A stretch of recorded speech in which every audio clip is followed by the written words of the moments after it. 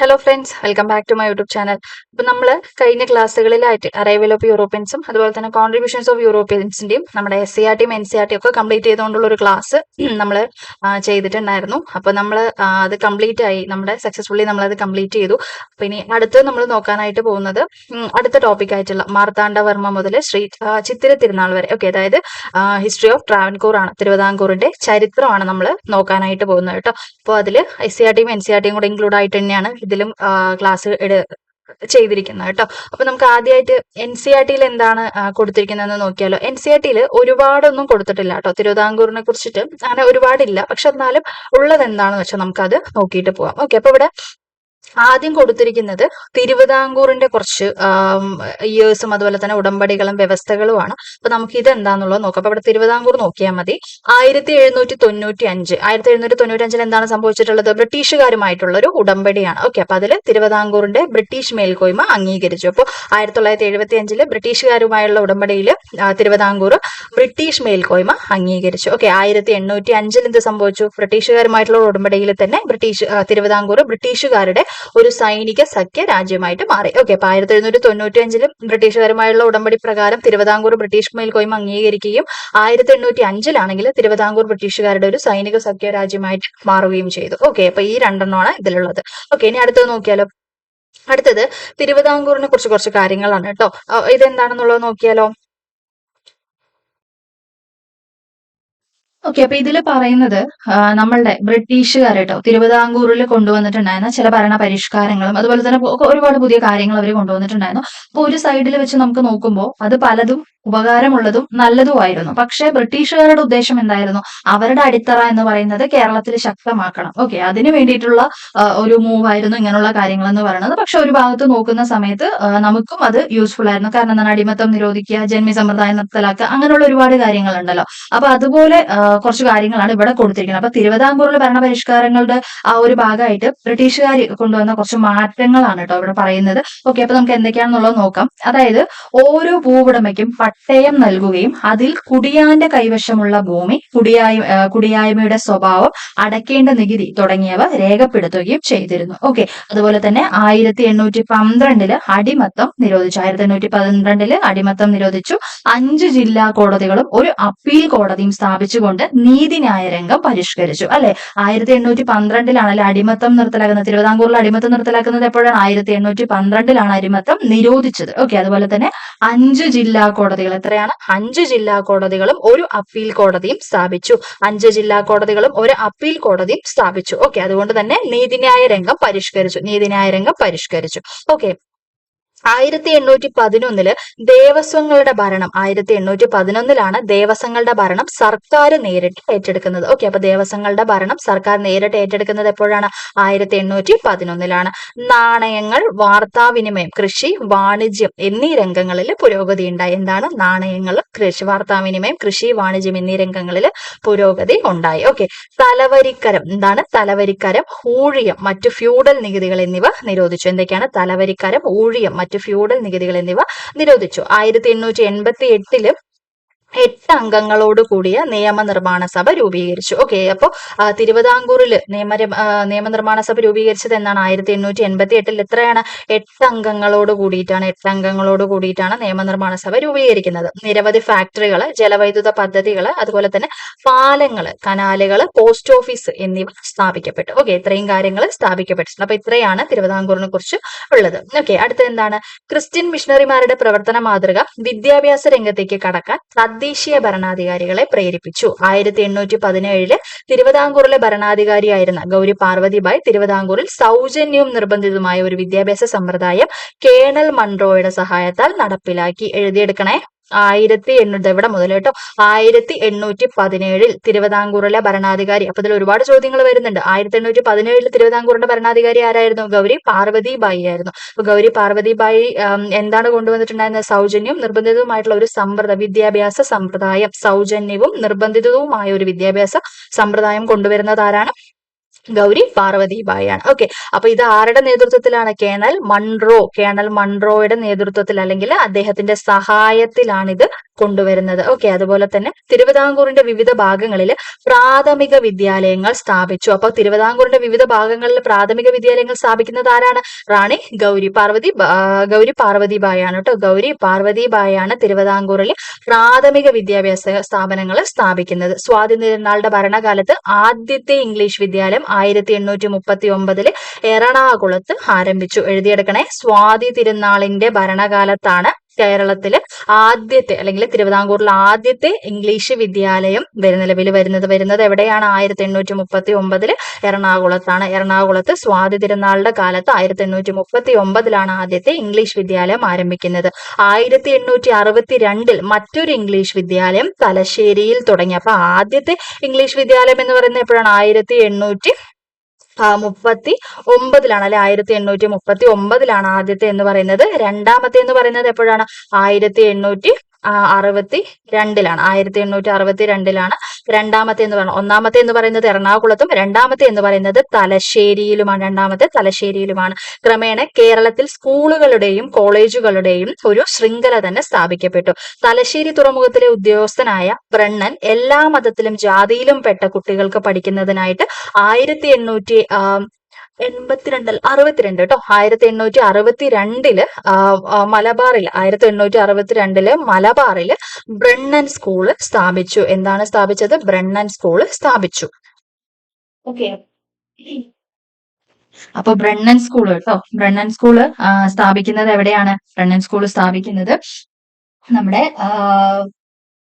1862 തന്നെ മലബാറില്. Okay, മലബാറിലാണ് Brennen school സ്ഥാപിക്കുന്നത് കേട്ടോ. മലബാറിലാണ് ബ്രണ്ണൻ സ്കൂള് സ്ഥാപിക്കുന്നത്. പിന്നീട് ഇതൊരു ഒന്നാം തരം കോളേജ് ആയിട്ട് മാറി. ഓക്കെ, അപ്പൊ 1866 പാലക്കാട് വിക്ടോറിയ ഹൈസ്കൂള് നിലവിൽ വന്നു. പാലക്കാട് വിക്ടോറിയ ഹൈസ്കൂള് നിലവിൽ വരുന്നത് എപ്പോഴാണ്?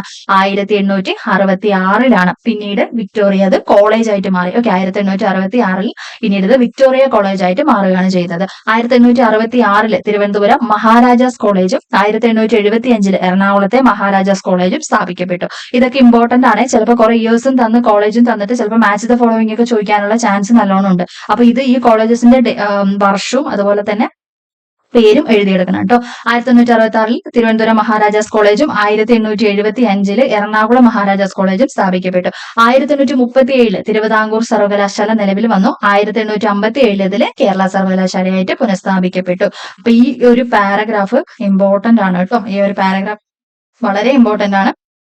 വായിച്ചു നോക്കുക. ഓക്കെ, അടുത്ത എന്താണ്? ആധുനിക കാലത്തെ മഹാത്ഭുതം. ശ്രീ ചിത്തിര തിരുനാൾ ബാലരാമവർമ്മ തന്റെ രാജ്യത്തെ എല്ലാ ക്ഷേത്രങ്ങളും ജാതി വിവേചനം കൂടാതെ എല്ലാ ഹിന്ദുക്കൾക്കുമായിട്ട് തുറന്നു നൽകിക്കൊണ്ട് തിരുവിതാംകൂറിലെ ഭരണാധികാരിയായ ശ്രീ ചിത്തിര തിരുനാൾ ബാലരാമവർമ്മ 1936 നവംബർ 12 പുറപ്പെടുവിച്ച ക്ഷേത്രപ്രവേശന വിളംബരം ക്ഷേത്രപ്രവേശന പ്രസ്ഥാനത്തിന്റെ തന്നെ ഏറ്റവും വലിയ വിജയത്തെക്കുറിച്ചു.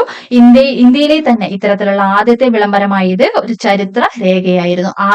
ഗാന്ധിജി ഈ വിളംബരത്തെ എന്താണ് വിശേഷിപ്പിച്ചിരുന്നത്? ആധുനിക കാലത്തെ മഹാത്ഭുതം എന്നാണ് അദ്ദേഹം വിശേഷിപ്പിച്ചിരുന്നത്. ആധുനിക കാലത്തെ അത്ഭുതം അല്ലെങ്കിൽ ആധുനിക കാലത്തെ മഹാത്ഭുതം കേട്ടോ. അപ്പൊ ഇത് കേരള സമൂഹത്തിൽ നിശബ്ദവും രക്തരഹിതവുമായ ഒരു വിപ്ലവം കൊണ്ടുവന്നു. അവർണർക്ക് തങ്ങളുടെ രാജ്യങ്ങളിലെ ക്ഷേത്രങ്ങൾ തുറന്നുകൊടുത്തുകൊണ്ട് കൊച്ചിയിലെയും മലബാറിലെയും ഭരണകൂടങ്ങൾ സമാനമായ നിയമങ്ങൾ പാസാക്കി. ഓക്കെ, അപ്പൊ ഇതിൽ നമ്മൾ ഇമ്പോർട്ടന്റ് ആയിട്ട് നോക്കേണ്ടത് എന്താണ്? 1936 നവംബർ 12 ക്ഷേത്ര പ്രവേശന വിളംബരം പുറപ്പെടുവിച്ചത് ആരാണ്? ശ്രീ ചിത്തിര തിരുനാൾ ബാലരാമവർമ്മയാണ്. അപ്പൊ ഈ ഒരു മഹത്തായ ഒരു കാര്യത്തിനെ ഗാന്ധിജി വിശേഷിപ്പിച്ചത് എന്താണ്? ആധുനിക കാലത്തെ അത്ഭുതം എന്നാണ് ഗാന്ധിജി വിശേഷിപ്പിച്ചിട്ടുണ്ടായിരുന്നത്. ഓക്കെ, അപ്പൊ ഈ ഒരു പാരഗ്രാഫിൽ അതാണ് നോക്കാനായിട്ടുള്ളത്. ഇതിൽ പിന്നെ തിരുവിതാംകൂറിന്റെ കുറച്ച് ഇയേഴ്സ് കൊടുത്തിട്ടുണ്ട്. 1927 എന്താണ്? 1927 ഉത്തരവാദ ഭരണത്തിന് വേണ്ടിയുള്ള ജനകീയ പ്രക്ഷോഭം. ഉത്തരവാദ ഭരണത്തിന് വേണ്ടിയിട്ടുള്ള ജനകീയ പ്രക്ഷോഭം നടക്കുന്നത് 1927 1929 എന്താണ് നടക്കുന്നത്? ദക്ഷിണേന്ത്യൻ രാജ്യങ്ങളുടെ ജനകീയ സമ്മേളനം. എന്താണ്? ദക്ഷിണേന്ത്യൻ രാജ്യങ്ങളുടെ ജനകീയ സമ്മേളനം. ഓക്കെ, 1932 എന്താണ് നടക്കുന്നത്? 1932 നടക്കുന്നത് C Kesavan, T M Varghese, N V Joseph, P K Kunju എന്നിവരുടെ നേതൃത്വത്തിൽ അഖില തിരുവിതാംകൂർ സംയുക്ത രാഷ്ട്രീയ സമിതി നിവർത്തന പ്രക്ഷോഭം ആരംഭിച്ചു. എന്താണ്? C Kesavan, T M Varghese, V N Joseph, P K Kunju എന്നിവരുടെ നേതൃത്വത്തിൽ അഖില തിരുവിതാംകൂർ സംയുക്ത രാഷ്ട്രീയ സമിതി നിവർത്തന പ്രക്ഷോഭം ആരംഭിച്ചു. ശ്രീമൂലം പ്രജാസഭയിലേക്ക് സ്വത്തടിസ്ഥാനത്തിന് പകരം ജനസംഖ്യ അടിസ്ഥാനത്തിൽ വോട്ടവകാശം ആവശ്യപ്പെട്ടായിരുന്നു സമരം സംഘടിപ്പിക്കപ്പെട്ടത്. എന്തായിരുന്നു ഇതിന്റെ ആവശ്യം എന്ന് പറയുന്നത്? വോട്ടവകാശം എന്ന് പറയുന്നത് സ്വത്തടിസ്ഥാനത്തിന് പകരം ജനസംഖ്യ അടിസ്ഥാനത്തിലായിരിക്കണം എന്നതായിരുന്നു ഈ നിവർത്തന പ്രക്ഷോഭത്തിന്റെ ആവശ്യം എന്ന് പറയുന്നത്. ഓക്കെ, അടുത്ത എന്താണ്? 1938 എന്താണ്? ഉത്തരവാദ ഭരണം നേടുന്നതിനായിട്ട് പട്ടം എ താണുപിള്ള ആദ്യത്തെ പ്രസിഡന്റായി തിരുവിതാംകൂർ സ്റ്റേറ്റ് കോൺഗ്രസ് രൂപീകരിക്കപ്പെട്ടു. അപ്പൊ തിരുവിതാംകൂർ സ്റ്റേറ്റ് കോൺഗ്രസിന്റെ ആദ്യത്തെ പ്രസിഡന്റ് എന്ന് പറയുന്നത് ആരാണ്? പട്ടം എ താണുപിള്ളയാണ്. ഓക്കെ, പട്ടം എ താണുപിള്ളയാണ്. രാജ്യമൊട്ടാകെ സിവിൽ നിയമന രംഗ സമരം അക്കമ്മ ചെറിയാൻ നയിച്ച സ്റ്റേറ്റ് കോൺഗ്രസ് ആക്ഷൻ കൗൺസിലിന്റെ വമ്പിച്ച പ്രകടനം തിരുവനന്തപുരത്ത്. ഓക്കെ, ഇതൊക്കെയാണ് 1938 നടന്നിട്ടുണ്ടായിരുന്നത്. ഓക്കെ, അപ്പൊ ഇത്രയും കാര്യങ്ങളാണ് കേട്ടോ NCERT ഉള്ളത്. തിരുവിതാംകൂറിനെ കുറിച്ച് അങ്ങനെ ഒരുപാട് കൊടുത്തിട്ടില്ല. അപ്പൊ ഇത്രയും കാര്യങ്ങളാണ് NCERT വരുന്നത്. നമുക്ക് SCERT നോക്കിയാലോ? ഓക്കെ, SCERT എന്ന് പറയുന്നത് തിരുവിതാംകൂറിന്റെ രാഷ്ട്രീയ പ്രക്ഷോഭത്തിന്റെ ആരംഭം കുറിക്കുന്നത് 1891 മലയാളി മെമ്മോറിയലോട് കൂടിയിട്ടാണ്. ഓക്കെ, എപ്പോഴാണ് തിരുവിതാംകൂറിൽ രാഷ്ട്രീയ പ്രക്ഷോഭത്തിന്റെ ആരംഭം കുറിക്കുന്നത്? എപ്പോഴാണ്? 1891 മലയാളി മെമ്മോറിയലോട് കൂടിയിട്ടാണ്. എന്താണ് മലയാളി മെമ്മോറിയൽ എന്ന് പറയുന്നത്? സർക്കാർ ജോലികളിൽ തിരുവിതാംകൂറുകാർക്ക് മതിയായ പ്രാതിനിധ്യം ആവശ്യപ്പെട്ട് ബാരിസ്റ്റർ GP പിള്ള, ആരാണ്? ബാരിസ്റ്റർ GP പിള്ളയുടെ നേതൃത്വത്തിൽ 10,000-ലധികം പേർ ഒപ്പിട്ട മെമ്മോറാണ്ടം മഹാരാജാവിന് സമർപ്പിക്കപ്പെട്ടു. ഇത് മലയാളി മെമ്മോറിയൽ എന്ന് അറിയപ്പെടുന്നു. 1896 ഡോക്ടർ പൽപു ഈഴവർ അനുഭവിക്കുന്ന പ്രയാസങ്ങൾ ചൂണ്ടിക്കാണിച്ച് ഈഴവ മെമ്മോറിയലും മഹാരാജാവിന് സമർപ്പിച്ചു. ഓക്കെ, അപ്പോ ഇതില് ഇത്രയും കാര്യങ്ങൾ നോക്കണം കേട്ടോ. രാഷ്ട്രീയ പ്രക്ഷോഭത്തിന്റെ ആരംഭം കുറിക്കുന്ന 1991 അതുപോലെ തന്നെ തിരുവിതാംകൂറിലെ സർക്കാർ ജോലികളിൽ തിരുവിതാംകൂറുകാർക്ക്, ഓക്കെ, അപ്പൊ തിരുവിതാംകൂറിലെ ജോലികളിൽ തിരുവിതാംകൂറുകാർ തന്നെയാണല്ലോ ചെയ്യേണ്ടത്. അപ്പൊ അവർക്ക് മതിയായിട്ടുള്ള പ്രാതിനിധ്യം വേണം എന്ന് പറഞ്ഞിട്ട് ബാരിസ്റ്റർ GP പിള്ളയും അതുപോലെ തന്നെ അദ്ദേഹത്തിന്റെ നേതൃത്വത്തിൽ 10,000-ലധികം പേര് ഒപ്പിട്ടിട്ടുണ്ടായിരുന്ന മെമ്മോറാണ്ടം മഹാരാജാവിന് സമർപ്പിക്കുകയാണ് ഉണ്ടായിരുന്നത്. ഇത് അറിയപ്പെട്ടിരുന്ന പേരെന്താണ്? മലയാളി മെമ്മോറിയൽ എന്നാണ് അറിയപ്പെട്ടിരുന്നത്. ഓക്കെ, അപ്പൊ അതേപോലെ തന്നെ 1896 ഡോക്ടർ പൽപു ഈഴവർ അനുഭവിക്കുന്ന പ്രയാസങ്ങൾ ചൂണ്ടിക്കാണിച്ച് ഈഴവ മെമ്മോറിയൽ മഹാരാജാവിന് സമർപ്പിച്ചു. ഈഴവ മെമ്മോറിയൽ സമർപ്പിക്കപ്പെട്ടത് എന്നാണ്? 1896 സമർപ്പിച്ചത് ആരാണ്? ഡോക്ടർ പൽപുവാണ്. ഓക്കെ, തിരുവിതാംകൂർ ദിവാനെ വിമർശിച്ചതിന്റെ പേരിൽ സ്വദേശാഭിമാനി പത്രത്തിന്റെ പത്രാധിപരായിട്ടുള്ള രാമകൃഷ്ണ പിള്ളയെ നാട് കടത്തിയത് വലിയ രാഷ്ട്രീയ ചലനങ്ങൾ സൃഷ്ടിച്ചു. തിരുവിതാംകൂറിലുടനീളം വിദ്യാർത്ഥി പ്രക്ഷോഭങ്ങൾ വളർന്നു വന്നു. സർക്കാർ ഉദ്യോഗസ്ഥങ്ങളിലും നിയമസഭയിലും ജനസംഖ്യാനുപാതികമായി സംവരണം വേണമെന്നാവശ്യപ്പെട്ട് ക്രിസ്ത്യൻ, മുസ്ലിം, ഈഴവ സമുദായക്കാര് 1932 നിവർത്തന പ്രക്ഷോഭം ആരംഭിച്ചു. നിവർത്തന പ്രക്ഷോഭം ആരംഭിക്കുന്നത് എന്നാണ്? 1932 എന്തായിരുന്നു ആവശ്യം എന്ന് പറയുന്നത്? അതായത് ഇതെവിടെ മുതൽ കേട്ടോ? സർക്കാരിന്റെ ഉദ്യോഗങ്ങളിലും നിയമസഭയിലും ജനസംഖ്യാനുപാതികമായിട്ട് സംവരണം വേണമെന്നാവശ്യപ്പെട്ട് ക്രിസ്ത്യൻ, മുസ്ലിം, ഈഴവ സമുദായക്കാര് 1932 നിവർത്തന പ്രക്ഷോഭം ആരംഭിച്ചു. ഇത് നിവർത്തന പ്രക്ഷോഭം എന്ന് പറയുമ്പോൾ NV ജോസഫ്, പേരുകൾ ഇമ്പോർട്ടന്റ് ആണ്, PK കുഞ്ഞ്, NV ജോസഫ്, PK കുഞ്ഞ്, C കേശവൻ, ഓക്കെ, എന്നിവരുടെ നേതൃത്വത്തിലാണ് ഉത്തരവാദിത്ത ഭരണത്തിനായിട്ടുള്ള ഈ സമരം നടന്നത്. ഓക്കെ, 1938 പട്ടം താണുപിള്ള പ്രസിഡന്റ് ആയിട്ടുള്ള തിരുവിതാംകൂർ സ്റ്റേറ്റ് കോൺഗ്രസ് രൂപം കൊണ്ടതോടെ തിരുവിതാംകൂറിന്റെ രാഷ്ട്രീയ പ്രവർത്തനങ്ങൾ സജീവമാകാൻ തുടങ്ങി. ദിവാൻ CP രാമസ്വാമി അയ്യരുടെ ഭരണപരിഷ്കാരങ്ങൾക്കെതിരെ 1946 നടന്ന പുന്നപ്ര വയലാർ സമരത്തോടെ തൊഴിലാളികളും രാഷ്ട്രീയ രംഗത്തേക്ക് വന്നു. ഓക്കെ, അപ്പൊ പുന്നപ്ര വയലാർ സമരം നടക്കുന്നത് എന്നാണ്? 1946 അല്ലെ? 1946 ഈ സമരം നടക്കുന്നത്. ഓക്കെ, ആരുടെ നേതൃത്വത്തിലാണ് ഇത് നടക്കുന്നത്? അതായത് നേതൃത്വത്തിലല്ല, സർ CP രാമസ്വാമി അയ്യരുടെ ഭരണ പരിഷ്കാരങ്ങൾക്കെതിരെയാണ് 1946 പുന്നപ്ര വയലാർ സമരം നടക്കുന്നത്. ഓക്കെ, അപ്പോ ഇത്രയും കാര്യങ്ങൾ അടയാളപ്പെടുത്തി നോക്കുക. ഇനിയിപ്പോ എന്താണ് പുന്നപ്ര വയലാർ എന്ന് നോക്കിയാലോ നമുക്ക്. തിരുവിതാംകൂർ പൗരസ്വാതന്ത്ര്യം കൈവരിക്കുന്നതിനുള്ള സമരം തുടങ്ങിയിട്ട് കാലം കുറേയായി. പുന്നപ്രയിലും വയലാറിലും തൊഴിലാളികൾ നടത്തിയ സമരം പൗരസ്വാതന്ത്ര്യത്തിനും ജനകീയ ഭരണത്തിനും വേണ്ടിയുള്ളതായിരുന്നു. 1938 കടയ്ക്കലും പാങ്ങോട് ആലപ്പുഴയിലും കൊല്ലത്തും നടന്ന സമരങ്ങൾ സ്വാതന്ത്ര്യ സമരത്തെ സഹായിച്ചതുപോലെ പുന്നപ്രയിലെയും വയലാറിലെയും കൂട്ടക്കൊലകളും സ്വാതന്ത്ര്യത്തിന്റെ വേഗം കൂട്ടുകയാണ് ചെയ്തത്. കേശവന്റെ പ്രസംഗമാണ് കേട്ടോ, കേശവന്റെ പ്രസംഗമാണിത്. ഓക്കെ, അടുത്തത് ഒരു കുറച്ചൊരു ഒരു കവിത പോലെ തന്നിട്ടുണ്ട്. ഇത് കെ രാമകൃഷ്ണ പിള്ളയുടെയാണ് കേട്ടോ. എന്താണ്? എന്റെ ദൈവം കല്ലും മരവുമല്ല, എന്റെ രാജാവ് അഴിമതിക്കാരനായ രാജസേവകന്മാരുമല്ല, എന്നെ നാട് കടത്തുന്ന രാജസേവകന്മാരുടെ പേരിൽ ഭക്തിയില്ലെന്ന കുറ്റത്തിനാണെങ്കിൽ ആ ശിക്ഷാ നിയമം ആ സേവകന്മാരുടെ മനോരാജ്യത്തിൽ നടപ്പാക്കപ്പെട്ടിട്ടുള്ള വകയായിരിക്കാം. ഓക്കെ, അപ്പൊ ഇത്രയും വായിക്കുന്നില്ല. ഓക്കെ, അപ്പൊ ഇത് ആരുടെയാണ്? കെ രാമകൃഷ്ണ പിള്ളയുടെയാണ് കേട്ടോ. കെ രാമകൃഷ്ണ പിള്ളയുടെയാണ് ഈ ഒരു വരികൾ എന്ന് പറയുന്നത്. ഓക്കെ, അടുത്ത എന്താണ്? ഓക്കെ, അപ്പൊ SCERT-യിലും NCERT-യിലായിട്ട് ഇത്രയേ ഉള്ളൂ കേട്ടോ. ഒരുപാട് കൊടുത്തിട്ടില്ല ഈ ഒരു ടോപ്പിക്. ഓക്കെ, അപ്പൊ നമുക്ക് ഇനി നമ്മുടെ കുറച്ച് എക്സ്ട്രാ പോയിന്റ്സും കാര്യങ്ങളും നമുക്ക് ഡീറ്റെയിൽ ആയിട്ട് തന്നെ നമുക്ക് നോക്കാം. എന്താണ് തിരുവിതാംകൂറും ചരിത്രം എന്താണ്, മാർത്താണ്ഡവർമ്മ എന്താണെന്നുള്ള കാര്യങ്ങൾ നമുക്ക് കുറച്ച് ഡീറ്റെയിൽ ആയിട്ട് തന്നെ നമുക്ക് നോക്കാം.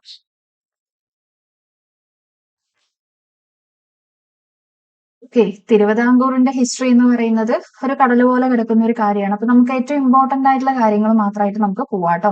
ഓക്കെ, അപ്പോൾ ഇതില് ആദ്യത്തെ പറയുന്നത് എന്താണ്? തിരുവിതാംകൂറിന്റെ പഴയ പേര് എന്താണ്? തിരുവിതാംകൂറിന്റെ പഴയ പേര് എന്നറിയപ്പെടുന്നത് അതായത് തൃപ്പാപ്പൂർ സ്വരൂപം എന്നാണ്. എന്താണ് തിരുവിതാംകൂറിന്റെ പഴയ പേര് അറിയപ്പെടുന്നത്? തൃപ്പാപ്പൂർ സ്വരൂപം എന്നാണ്. ഓക്കെ, അപ്പൊ മെയിൻ ആയിട്ട് ഈ തിരുവിതാംകൂറിലെ രാജാക്കന്മാര് അറിയപ്പെട്ടിരുന്ന രണ്ട് പേരുകൾ എന്തൊക്കെയാണ്? ഒന്ന് വഞ്ചി ഭൂപതി. എന്താണ്? വഞ്ചി ഭൂപതി എന്നും അതുപോലെ തന്നെ ശ്രീ പത്മനാഭദാസന്മാര് എന്നും അറിയപ്പെടുന്നത്. ചിലപ്പോൾ ചില മലയാളം വേർഡ്സിൽ ചിലപ്പോൾ സ്പെല്ലിംഗ് മിസ്റ്റേക്ക് വരാട്ടോ. ഞാൻ തന്നെ ടൈപ്പ് ചെയ്യുന്നതാണ്, അതുകൊണ്ടായിരിക്കും. ഓക്കെ, അപ്പോൾ വഞ്ചി ഭൂപതി അതുപോലെ തന്നെ ശ്രീ പത്മനാഭദാസന്മാര് എന്നിങ്ങനെയാണ് തിരുവിതാംകൂറിലെ രാജാക്കന്മാര് പണ്ട് അറിയപ്പെട്ടിട്ടുണ്ടായിരുന്നത്. ഓക്കെ, അപ്പോൾ ഈ തിരുവിതാംകൂറിന്റെ സ്ഥാപകൻ ആരാണ്? തിരുവിതാംകൂറിന്റെ സ്ഥാപകൻ എന്ന് പറയുന്നത് അനിഴം തിരുനാൾ മാർത്താണ്ഡവർമ്മയാണ്. ആരാണ്? അനിഴം തിരുനാൾ മാർത്താണ്ഡവർമ്മയാണ് തിരുവിതാംകൂർ സ്ഥാപിക്കുന്നത്. അപ്പൊ ഇദ്ദേഹത്തിന് തന്നെയാണ് നമ്മൾ ചുരുക്കിയിട്ട് മാർത്താണ്ഡവർമ്മ എന്ന് വിളിക്കുന്നത് കേട്ടോ. അപ്പൊ അദ്ദേഹത്തിന് മുഴുവൻ പേരെന്താണ്? അനിഴം തിരുനാൾ മാർത്താണ്ഡവർമ്മ. അനിഴം തിരുനാൾ മാർത്താണ്ഡവർമ്മയാണ് അദ്ദേഹത്തിന്റെ മുഴുവൻ പേരെന്ന് പറയുന്നത്. അപ്പൊ അതുപോലെ തന്നെ ആധുനിക അശോകൻ. ഓക്കെ, ആധുനിക അശോകൻ എന്നറിയപ്പെടുന്നത് ആരാണ്? ആധുനിക അശോകൻ എന്നറിയപ്പെടുന്നതും നമ്മുടെ അനിഴം തിരുനാൾ മാർത്താണ്ഡവർമ്മയാണ്. അതുപോലെ തന്നെ അദ്ദേഹത്തിന്റെ മറ്റൊരു പേരെന്ന് പറയുന്നത് എന്താണ്? നെയ്യാറ്റിൻകരയിലെ രാജകുമാരൻ. നെയ്യാറ്റിൻകരയിലെ രാജകുമാരൻ. പക്ഷെ അതില് അദ്ദേഹത്തെ കളിയാക്കിയ പോലെ പറയുന്ന ഒരു കാര്യമുണ്ട്. അദ്ദേഹത്തെ സ്വയം അദ്ദേഹം വിശേഷിപ്പിക്കുന്നതാണെന്ന് പറയുന്നുണ്ട് കേട്ടോ. നെയ്യാറ്റിൻകരയിലെ രാജകുമാരൻ എന്ന് സ്വയം വിശേഷിപ്പിക്കുന്ന വ്യക്തിയാണ് മാർത്താണ്ഡവർമ്മ എന്ന് പറയപ്പെടുന്നുണ്ട്. അടുത്തത് എന്താണ്? ദേശീയ ഗാനമാണ് വഞ്ചിഷമംഗളം. വഞ്ചിഷമംഗളം എഴുതിയത് ആരാണ്? ഉള്ളൂരാണ് എഴുതിയത്. ഓക്കെ, വഞ്ചിഷമംഗളം എഴുതിയത് ആരാണ്? ഉള്ളൂരാണ് എഴുതിയത്. ഓക്കെ, അപ്പൊ അവരുടെ ചിഹ്നം എന്ന് പറയുന്നത് എന്താണ്? ചിഹ്നം എന്ന് പറയുന്നത് ശംഖാണ് കേട്ടോ. ശംഖാണ് തിരുവിതാംകൂറിന്റെ ദേശീയ ചിഹ്നം എന്ന് പറയുന്നത്. ഓക്കെ, അവരുടെ നെല്ലാറ അറിയപ്പെടുന്ന പേരെന്താണ്? നാഞ്ചിനാട്. നാഞ്ചിനാട് എന്നാണ് തിരുവിതാംകൂറിന്റെ നെല്ലറ അറിയപ്പെടുന്ന പേര്. ഓക്കെ, അവരുടെ പട്ടാളം അറിയപ്പെടുന്ന പേരെന്താണ്? നായർ ബ്രിഗേഡ് എന്നാണ്. എന്താണ്? നായർ ബ്രിഗേഡ് എന്നാണ് തിരുവിതാംകൂറിലെ പട്ടാളം അറിയപ്പെടുന്ന പേര്. ഓക്കെ, അതുപോലെ തന്നെ അവിടുത്തെ മുഖ്യമന്ത്രിമാര്. ഓക്കെ, അവിടുത്തെ മുഖ്യമന്ത്രിമാര് പ്രധാനമായിട്ടും അറിയപ്പെടുന്നത് രണ്ട് പേരുകളിലാണ്. എന്താണ്? ഒന്നില്ലെങ്കിൽ ദളവ അല്ലെങ്കിൽ ദിവാൻ. ഓക്കെ, ദളവ അല്ലെങ്കിൽ ദിവാൻ എന്നാണ് അവര് പ്രധാനമായിട്ടും അറിയപ്പെടുന്നത്. ഓക്കെ, അപ്പൊ അവിടെ അക്കൗണ്ട്, അതായത് നമ്മുടെ ഈ ഓഡിറ്റ് ആൻഡ് അക്കൗണ്ട് സമ്പ്രദായം ഉണ്ടല്ലോ, നമ്മുടെ തിരുവിതാംകൂറിൽ ആദ്യമായിട്ട് ഓഡിറ്റ് ആൻഡ് അക്കൗണ്ട് സമ്പ്രദായം കൊണ്ടുവന്നിട്ടുള്ളത് ആരാണ്? കേണൽ മൺറോയാണ്. ആരാണ്? കേണൽ മൺറോയാണ് ഓഡിറ്റ് ആൻഡ് അക്കൗണ്ട് സമ്പ്രദായം കൊണ്ടുവന്നത്. അതുപോലെ തന്നെ കേരളത്തിന്റെ ആദ്യത്തെ ലെജിസ്ലേറ്റീവ് കൗൺസിൽ, കേരളത്തിന്റെ ആദ്യത്തെ ലെജിസ്ലേറ്റീവ് കൗൺസിൽ നിലവിൽ വരുന്നത് എവിടെയാണ്? നിലവിൽ വരുന്നത് തിരുവിതാംകൂറിലാണ്. എന്താണ്? കേരളത്തിലെ ആദ്യത്തെ ലെജിസ്ലേറ്റീവ് കൗൺസിൽ നിലവിൽ വരുന്നത് തിരുവിതാംകൂറിലാണ്. ഓക്കെ, ഇന്ത്യയിലെ ആദ്യത്തെ വനിതാ പോലീസിനെ, ഓക്കെ, ഇന്ത്യയിൽ തന്നെ ശ്രദ്ധിക്കണേ, ഇന്ത്യയിൽ തന്നെ ആദ്യത്തെ വനിതാ പോലീസിനെ സ്ഥാപിക്കുന്നത് എവിടെയാണ്? തിരുവിതാംകൂറിലാണ്. ഇന്ത്യയിലെ തന്നെ ആദ്യത്തെ വനിതാ പോലീസിനെ സ്ഥാപിക്കുന്നത് തിരുവിതാംകൂറിലാണ്. ഓക്കെ, അടുത്ത എന്താണ്? അടുത്തെന്ന് പറഞ്ഞാൽ അഞ്ചൽ. അഞ്ചൽ എന്ന് വെച്ച് കഴിഞ്ഞാൽ തപാൽ സംവിധാനം. അഞ്ചൽ എന്ന് വെച്ചാൽ എന്താണ്? തപാൽ സംവിധാനമാണ് കേട്ടോ. അഞ്ചൽ എന്ന് വെച്ചാൽ എന്താണ്? തപാൽ സംവിധാനം ആരംഭിക്കുന്നത് തിരുവിതാംകൂറിലാണ്. ഇന്ത്യയിലെ രണ്ടാമത്തെ നിയമനിർമ്മാണ സഭ, ഇന്ത്യയിലെ തന്നെ രണ്ടാമത്തെ നിയമനിർമ്മാണ സഭ നിലവിൽ വരുന്നത് തിരുവിതാംകൂറിലാണ്. അപ്പൊ ആദ്യത്തെ എവിടെയാണ്? ആദ്യത്തെ എന്ന് പറയുന്നത് മൈസൂരിലാണ്. ആദ്യത്തെ എവിടെയാണ്? മൈസൂരിലാണ്. ഓക്കെ, കിരീടധാരണ ചടങ്ങ്. കിരീടധാരണ ചടങ്ങ്. ഓക്കെ, തിരുവിതാംകൂറിലെ രാജാക്കന്മാരുടെ കിരീടധാരണ ചടങ്ങ് പ്രധാനമായിട്ടും അറിയപ്പെടുന്ന പേരെന്താണ്? ഹിരണ്യഗർഭം എന്നാണ് പ്രധാനമായിട്ടും അറിയപ്പെടുന്നത്. ഓക്കെ, തിരുവിതാംകൂറിലെ രാജാക്കന്മാരുടെ കിരീടധാരണം പൊതുവായിട്ട് അറിയപ്പെടുന്ന പേരാണ് ഹിരണ്യഗർഭം എന്ന് പറയുന്നത്. അപ്പൊ പഞ്ചഗവ്യം എന്ന് പറയുന്നത് എന്താണ്? പഞ്ചഗവ്യം എന്ന് പറയുന്നത് നമ്മുടെ ഈ ഹിരണ്യഗർഭം ഉണ്ടാവല്ലോ, അതായത് ഈ കിരീടധാരണ ചടങ്ങാണ് ഹിരണ്യഗർഭം എന്ന് പറയുന്നത്. അപ്പൊ ഈ ഹിരണ്യഗർഭത്തില് നമ്മള് ഒരു പാല് ചേർത്തൊരു മിശ്രിതമുണ്ട്. അതായത് അവരുടെ കിരീടധാരണ ചടങ്ങിനായിട്ട് ഉപയോഗിക്കുന്ന പാലില്, അതായത് പാലില് ചേർത്തിട്ടുള്ള ഒരു മിശ്രിതമുണ്ട്. ആ മിശ്രിതത്തിന് പറയുന്ന പേരാണ് പഞ്ചഗവ്യം. നമ്മൾ ഈ പഞ്ചാമൃതം എന്നൊക്കെ പറയില്ലേ, അതുപോലെ വേറൊരു ഇതായിരിക്കാം. ഓക്കെ, അവരുടെ കിരീടധാരണ ചടങ്ങിനായിട്ട് ഉപയോഗിക്കുന്ന പാല് ചേർത്തിട്ടുള്ള ഒരു മിശ്രിതം അറിയപ്പെടുന്ന പേരാണ് പഞ്ചഗവ്യം എന്ന് പറയുന്നത്. ഓക്കെ, അപ്പൊ തിരുവിതാംകൂറിന്റെ വലിയ കപ്പിത്താൻ എന്നറിയപ്പെടുന്നത് ആരാണ്? ക്യാപ്റ്റൻ ദിനലോയി ആണ്. ക്യാപ്റ്റൻ ഡിനലോയി എന്നുമുണ്ട്, ചില ബുക്കുകളിൽ ദിനലോയി എന്നും ഉണ്ട് കേട്ടോ. അപ്പൊ നമ്മുടെ തിരുവിതാംകൂറിന്റെ വലിയ കപ്പിത്താൻ എന്നറിയപ്പെടുന്നത് ആരാണ്? ക്യാപ്റ്റൻ ദിനലോയി ആണ്. ഓക്കെ, അടുത്ത എന്താണ്? വലിയ ദിവാഞ്ചി. അപ്പൊ വലിയ ദിവാഞ്ചി എന്നറിയപ്പെടുന്നത് രാജ കേശവദാസ് ആണ്. ആരാണ്? രാജ കേശവദാസ് ആണ്. ഓക്കെ, അപ്പൊ ഇത്രയും കാര്യങ്ങളാണ് ഒരു തിരുവിതാംകൂറിനെ കുറിച്ച് പറയാനായിട്ടുള്ളത്. ഇനിയാണ് നമ്മൾ ശരിക്കുള്ള ഇതിലോട്ട് പോകുന്നത്. ആരാണ് മെയിൻ ആയിട്ടുള്ള ആള് അല്ലെ? ആരാണ്? അനിഴം തിരുനാൾ മാർത്താണ്ഡവർമ്മ. അനിഴം തിരുനാൾ മാർത്താണ്ഡവർമ്മ. അനിഴം തിരുനാൾ മാർത്താണ്ഡവർമ്മ ജനിക്കുന്നത് എപ്പോഴാണ്? 1706 ഓക്കെ, 1706 അനിഴം തിരുനാൾ മാർത്താണ്ഡവർമ്മ ജനിക്കുന്നത്. ഓക്കെ, അനിഴം തിരുനാൾ മാർത്താണ്ഡവർമ്മ ജനിക്കുന്നത് എന്നാണ് 1706 അദ്ദേഹമാണ് തിരുവിതാംകൂറിന്റെ സ്ഥാപകൻ എന്നറിയപ്പെടുന്നത്. ആരാണ് തിരുവിതാംകൂറിന്റെ സ്ഥാപകൻ എന്നറിയപ്പെടുന്നത്? അനിഴം തിരുനാൾ മാർത്താണ്ഡവർമ്മയാണ്. അനിഴം തിരുനാൾ മാർത്താണ്ഡവർമ്മയാണ് സ്ഥാപകൻ എന്നറിയപ്പെടുന്നത്. അദ്ദേഹത്തിന്റെ അച്ഛന്റെ പേരെന്തായിരുന്നു? കിളിമാനൂർ കോയിത്തമ്പുരാൻ. ആരാണ്? കിളിമാനൂർ കോയിത്തമ്പുരാനാണ്. ഓക്കെ, അദ്ദേഹം അറിയപ്പെടുന്ന പേരുകൾ എന്തൊക്കെയാണ്? തിരുവിതാംകൂറിന്റെ ബിസ്മാർക്ക്. തിരുവിതാംകൂറിന്റെ ബിസ്മാർക്ക് എന്നറിയപ്പെടുന്നു. തിരുവിതാംകൂറിന്റെ ഉരുക്കു മനുഷ്യൻ. ഓക്കെ, തിരുവിതാംകൂറിന്റെ ഉരുക്കു മനുഷ്യൻ എന്ന് അറിയപ്പെടുന്നു. അതുപോലെ തന്നെ അദ്ദേഹത്തിന്റെ ഭരണം അറിയപ്പെട്ടിരുന്ന പേരെന്താണ്? The policy of blood and iron. എന്താണ്? തിരുവിതാംകൂറിൽ അദ്ദേഹത്തിന്റെ ഭരണ നയം ചരിത്രത്തിൽ പിന്നീട് വിശേഷിപ്പിക്കപ്പെട്ട പേരെന്ന് പറയുന്നത് the policy of blood and iron. എന്താണ്? ചോരയുടെയും ഇരുമ്പിന്റെയും നയം. ചോരയുടെയും ഇരുമ്പിന്റെയും നയം എന്നാണ് അദ്ദേഹത്തിന്റെ ഭരണം പിൻകാലത്ത് അറിയപ്പെട്ടത്. ഓക്കെ, ആധുനിക അശോകൻ. ആരാണ്? ആധുനിക അശോകൻ. ഓക്കെ, അപ്പൊ മാർത്താണ്ഡവർമ്മ അറിയപ്പെട്ടിരുന്ന പേരുകൾ എന്തൊക്കെയാണ്? തിരുവിതാംകൂറിന്റെ ബിസ്മാർക്ക്, ഉരുക്കു മനുഷ്യൻ, ആധുനിക അശോകൻ എന്നീ പേരുകൾ അറിയപ്പെട്ടു. നെയ്യാറ്റിൻകരയുടെ രാജകുമാരൻ എന്ന് അദ്ദേഹം സ്വയം അദ്ദേഹത്തെ തന്നെ വിശേഷിപ്പിച്ചു എന്ന് പറയപ്പെടുന്നുണ്ട്. ഓക്കെ, അപ്പൊ അദ്ദേഹത്തിന്റെ ഭരണം പിന്നീട് പിൽക്കാലത്ത് ചരിത്രത്തിൽ അറിയപ്പെട്ടിരുന്ന പേരെന്ന് പറയുന്നത് the policy of blood and iron. എന്താണ്? ചോരയുടെയും ഇരുമ്പിന്റെയും നയം എന്നാണ് അറിയപ്പെട്ടിരുന്നത്. ഓക്കെ, അപ്പോ ഒരു പാശ്ചാത്യ ശക്തിയെ യുദ്ധത്തിൽ തോൽപ്പിച്ച ആദ്യത്തെ ഇന്ത്യൻ രാജാവാണ്. ആരാണ്? ഒരു പാശ്ചാത്യ ശക്തിയെ യുദ്ധത്തിൽ തോൽപ്പിച്ചിട്ടുണ്ടായിരുന്നു ആദ്യത്തെ ഇന്ത്യൻ രാജാവാണ്. ഓക്കെ, ആദ്യത്തെ ഇന്ത്യൻ രാജാവാണ് അദ്ദേഹം എന്ന് പറയുന്നത്. ഓക്കെ, അവരുടെ പതിവ് കണക്ക് എന്ന് വെച്ച് കഴിഞ്ഞാൽ തിരുവിതാംകൂറുള്ള ഒരു ബഡ്ജറ്റ്. ഓക്കെ, ഒരു ബഡ്ജറ്റ് അഥവാ പതിവ് കണക്ക് കൊണ്ടുവരുന്നത് ആരാണ്? ഇദ്ദേഹമാണ്, മാർത്താണ്ഡവർമ്മയാണ് കൊണ്ടുവരുന്നത്. അതുപോലെ തന്നെ ജന്മിത്ത ഭരണം അവസാനിപ്പിച്ചത് മാർത്താണ്ഡവർമ്മയാണ്. ആദ്യത്തെ ഭൂ സർവേ നടത്തിയതും മാർത്താണ്ഡവർമ്മ തന്നെയാണ്. അതുപോലെ തന്നെ ഉദയഗിരി കോട്ട പുതുക്കി പണിതത് മാർത്താണ്ഡവർമ്മയാണ്. അങ്ങനെയാണെങ്കിൽ ഉദയഗിരി കോട്ട നിർമ്മിച്ചത് ആരാണ്?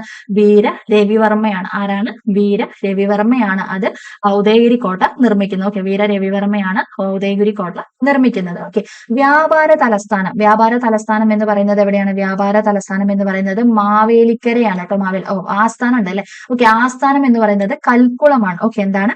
മാർത്താണ്ഡവർമ്മയുടെ കാലത്ത് തിരുവിതാംകൂറിന്റെ ആസ്ഥാനം എന്ന് പറയുന്നത് കൽക്കുളമാണ്. കൽക്കുളം എന്നാൽ എവിടെയാണ്? പത്മനാഭപുരം. എവിടെയാണ്? പത്മനാഭപുരമാണ് ആസ്ഥാനം എന്ന് പറയുന്നത്. ഓക്കെ, അവരുടെ രാഷ്ട്രീയ തലസ്ഥാനവും കൽക്കുളം തന്നെയാണ് കേട്ടോ. ആസ്ഥാനവും കൽക്കുളമാണ്, രാഷ്ട്രീയ തലസ്ഥാനവും കൽക്കുളം തന്നെയാണ്. ഓക്കെ, വ്യാപാര തലസ്ഥാനം അപ്പൊ എവിടെയാണ്? വ്യാപാര തലസ്ഥാനം എന്ന് പറയുന്നത് മാവേലിക്കരയാണ്. എവിടെയാണ്? മാവേലിക്കരയിലാണ് അവരുടെ തലസ്ഥാനം എന്ന് പറയുന്നത്. എന്താണ്? വ്യാപാര തലസ്ഥാനം എന്ന് പറയുന്നത് മാവേലിക്കരയിലാണ്. ഓക്കെ, അതുപോലെ ഹിരണ്യഗർഭം എന്ന് പറയുന്നത് ആരംഭിച്ചിട്ടുള്ളത് മാർത്താണ്ഡവർമ്മയാണ്. എന്താണ് ഹിരണ്യഗർഭം എന്ന് പറയുന്നത്? അതായത് തിരുവിതാംകൂർ രാജാക്കന്മാരുടെ കിരീടധാരണവുമായിട്ട് ബന്ധപ്പെട്ടിരുന്ന ഒരു ചടങ്ങാണ് ഹിരണ്യഗർഭം എന്ന് നമ്മൾ പറഞ്ഞിട്ടുണ്ടായിരുന്നു അല്ലെ? അപ്പൊ അത് ആരംഭിച്ചത് ആരാണ്? അതും മാർത്താണ്ഡവർമ്മ തന്നെയാണ്. ഓക്കെ, അത് മാർത്താണ്ഡവർമ്മ തന്നെയാണ് ആരംഭിക്കുന്നത്. ഓക്കെ, വേണാട് ഉടമ്പടി ഒപ്പുവെച്ചു. വേണാട് ഉടമ്പടി ഒപ്പുവെച്ചത് എന്നാണ്? 1723 എന്താണ്? ഒരു ബ്രിട്ടീഷ് ഈസ്റ്റ് ഇന്ത്യ കമ്പനി ഒരു ഇന്ത്യൻ നാട്ടുരാജ്യവുമായിട്ട് ഒപ്പുവെക്കുന്ന ആദ്യത്തെ ഉടമ്പടി. ബ്രിട്ടീഷ് ഈസ്റ്റ് ഇന്ത്യ കമ്പനി ഒരു ഇന്ത്യൻ നാട്ടുരാജ്യവുമായിട്ട് ഒപ്പുവെക്കുന്ന ആദ്യത്തെ ഉടമ്പടിയാണ് വേണാട് ഉടമ്പടി എന്ന് പറയുന്നത്. 1723 ഒപ്പുവെക്കുന്നത്. വേണാട് ഉടമ്പടി ഒപ്പുവെക്കുന്നത് എന്നാണ്? 1723 ഒപ്പുവെക്കുന്നത്. ഓക്കെ, അടുത്ത എന്താണ്? അടുത്തത് കുളച്ചൽ യുദ്ധമാണ്. കുളച്ചൽ യുദ്ധം ഓക്കെ, കുളച്ചൽ യുദ്ധം നടക്കുന്നത് എന്നാണ്? കുളച്ചൽ യുദ്ധം നടക്കുന്നത് 1741 ഓഗസ്റ്റ് 10-നാണ് കുളച്ചൽ യുദ്ധം നടക്കുന്നത്. കുളച്ചൽ യുദ്ധം നടക്കുന്നത് 1741 ഓഗസ്റ്റ് 10-ന്. ആരുമായിട്ടാണ് നടക്കുന്നത്? ഡച്ചുകാരുമായിട്ടാണ് നടക്കുന്നത്. ആരുമായിട്ടാണ്? ഡച്ചുകാരുമായിട്ടാണ് കുളച്ചൽ യുദ്ധം നടക്കുന്നത്. ഓക്കെ, അപ്പോൾ ഇതില് മെയിൻ ആയിട്ട് നമുക്ക് പറയാനുള്ളത് എന്താണ്? അപ്പൊ നടക്കുന്നത് മാർത്താണ്ഡവർമ്മയും ഡച്ചുകാരും തമ്മിലാണെന്ന് പറഞ്ഞു. അപ്പോ ഈ കുളച്ചൽ യുദ്ധത്തില് മാർത്താണ്ഡവർമ്മ ഡച്ചുകാരെ പരാജയപ്പെടുത്തി. കുളച്ചൽ യുദ്ധത്തില് മാർത്താണ്ഡവർമ്മ ഡച്ചുകാരെ പരാജയപ്പെടുത്തി. ഓക്കെ, അപ്പൊ ചരിത്രത്തിൽ ആദ്യമായിട്ട് ഒരു യൂറോപ്യൻ ശക്തി ഒരു ഇന്ത്യൻ ഭരണാധികാരിയുടെ മുന്നിൽ പരാജയപ്പെടുന്ന ഒരു യുദ്ധം കൂടെയാണ് കുളച്ചൽ യുദ്ധം എന്ന് പറയുന്നത്. എന്താണ്? ചരിത്രത്തിൽ ആദ്യമായി തന്നെ ഒരു യൂറോപ്യൻ ശക്തി ഒരു ഇന്ത്യൻ നാട്ടുരാജാവിന് മുന്നിൽ പരാജയപ്പെടുന്ന ഒരു യുദ്ധമാണ് കുളച്ചൽ യുദ്ധം എന്ന് പറയുന്നത്. അപ്പൊ കുളച്ചൽ ഇപ്പൊ സ്ഥിതി ചെയ്യുന്നത് എവിടെയാണ്? തമിഴ്നാട്ടിലാണ് കേട്ടോ. തമിഴ്നാട്ടിലാണ്. ഓക്കെ, തമിഴ്നാട്ടിലാണ് ഇപ്പോ കുളച്ചൽ സ്ഥിതി ചെയ്യുന്നത്. തമിഴ്നാട്ടിൽ എവിടെയാണ്? കന്യാകുമാരിയിലാണ്. എവിടെയാണ്? തമിഴ്നാട്ടിലെ കന്യാകുമാരി ജില്ലയിലാണ് ഇന്ന് കുളച്ചൽ സ്ഥിതി ചെയ്യുന്നത്. ഓക്കെ, അപ്പോ ഈ യുദ്ധത്തിന് ശേഷം യുദ്ധത്തിന് ശേഷം നമ്മുടെ മാർത്താണ്ഡവർമ്മയ്ക്ക് മുന്നിൽ കീഴടങ്ങിയിട്ടുണ്ടായിരുന്ന സൈന്യാധിപൻ, ഡച്ച് സൈന്യാധിപൻ ആരാണ്? അദ്ദേഹമാണ് ദിനലോയ് എന്ന് പറയുന്നത്. ഓക്കെ, ദിനലോയ് എന്ന് പറയുന്നത്. ഓക്കെ, ഇതോട് കൂടിയിട്ട് അദ്ദേഹം തിരുവിതാംകൂറിന്റെ, അതായത് മാർത്താണ്ഡവർമ്മയുടെ സൈന്യത്തിൽ ചേർന്നുവെന്നും തിരുവിതാംകൂറിന്റെ വലിയ കപ്പിത്താൻ എന്ന് അറിയപ്പെടുകയും ചെയ്തു എന്നാണ് പറയുന്നത്. ഓക്കെ, അപ്പൊ അദ്ദേഹം എന്ന് പറയുന്നത് ഡച്ചിലെ സൈന്യാധിപനായിരുന്നു. യുദ്ധത്തിന് ശേഷം മാർത്താണ്ഡവർമ്മയ്ക്ക് മുന്നിൽ കീഴടങ്ങുകയും പിന്നീട് അദ്ദേഹത്തിന്റെ സൈന്യാധിപനാവുകയും ചെയ്തു എന്നാണ് പറയുന്നത്. തിരുവിതാംകൂറിന്റെ വലിയ കപ്പിത്താൻ എന്നറിയപ്പെടുന്നത് ക്യാപ്റ്റൻ ദിനലോയ് ആണ്. ഓക്കെ, അപ്പൊ ദിനലോയ് സ്മാരകം എവിടെയാണ്? ദിനലോയ് സ്മാരകം സ്ഥിതി ചെയ്യുന്നത് കന്യാകുമാരിയിലുള്ള ഉദയഗിരി കോട്ടയിലാണ്. ഓക്കെ, ഈ ഉദയഗിരി കോട്ട നിർമ്മിച്ച ഭരണാധികാരി ആരാണ്? വീരരവിവർമ്മ. ആരാണ്? വീരരവിവർമ്മ. പുതുക്കി പണിതത് വീരരവിവർമ്മ, അതായത് വേണാട് രാജാവ് കേട്ടോ. വീരരവിവർമ്മ ആരാണ്? വേണാട് രാജാവാണ്. ഓക്കെ, അടുത്ത എന്താണ്? അടുത്ത എന്ന് പറയുന്നത് മാവേലിക്കര ഉടമ്പടി. മാവേലിക്കര ഉടമ്പടി എന്താണ്?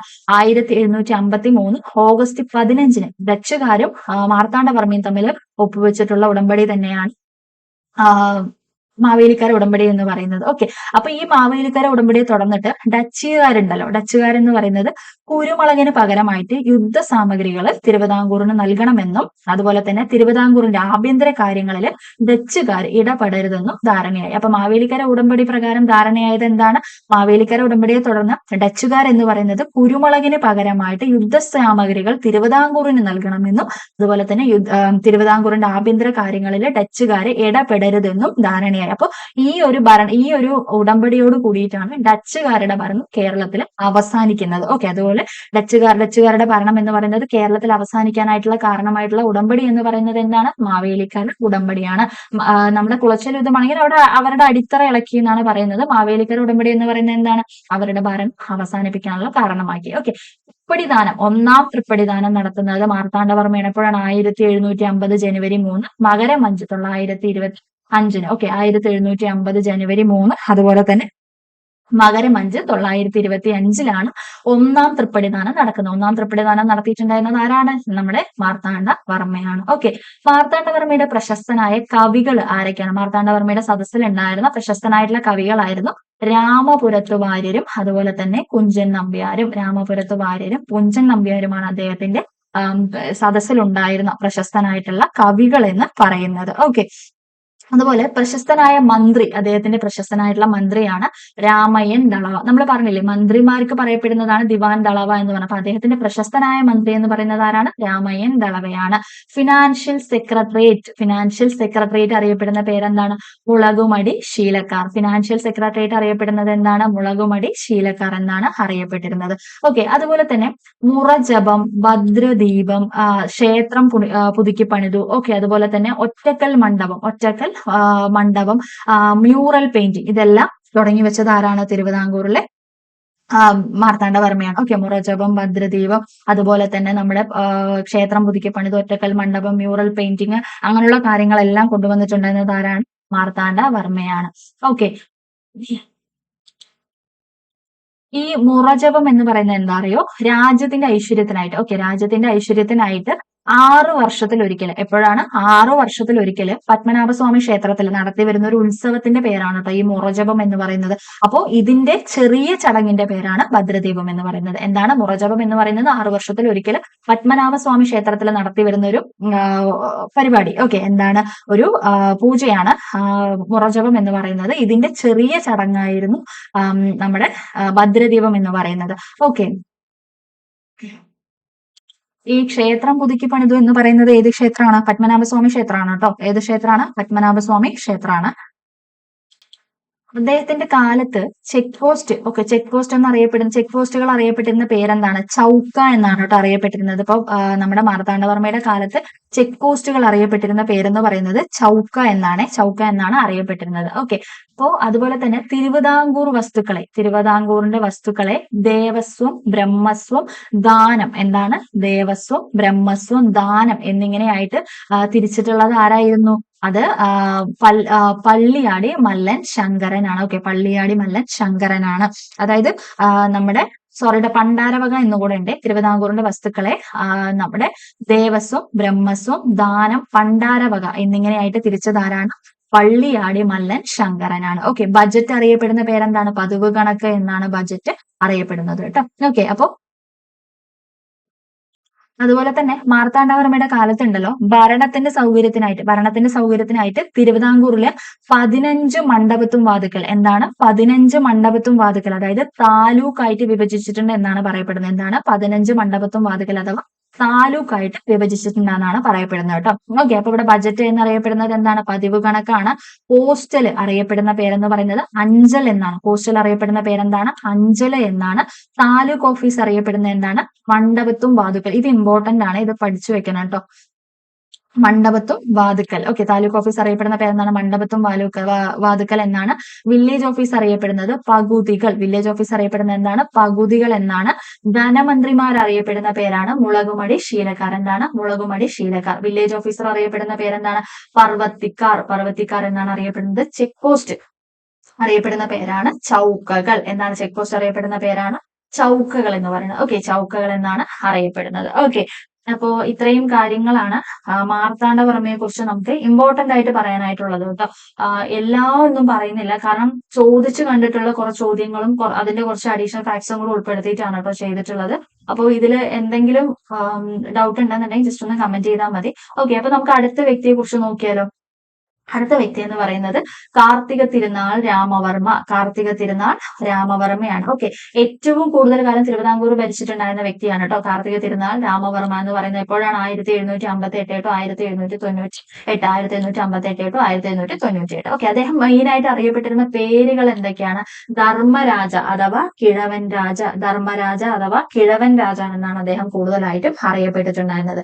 ഏറ്റവും കൂടുതൽ കാലം ഭരിച്ചു. ഓക്കെ, ഏറ്റവും കൂടുതൽ കാലം ഭരിച്ച വ്യക്തിയാണ് അദ്ദേഹം. അതുകൊണ്ട് തന്നെ ആ രാജ്യം അറിയപ്പെട്ടിരുന്ന പേരെന്താണ്? ധർമ്മരാജ്യം എന്ന് അറിയപ്പെട്ടു. ഓക്കെ.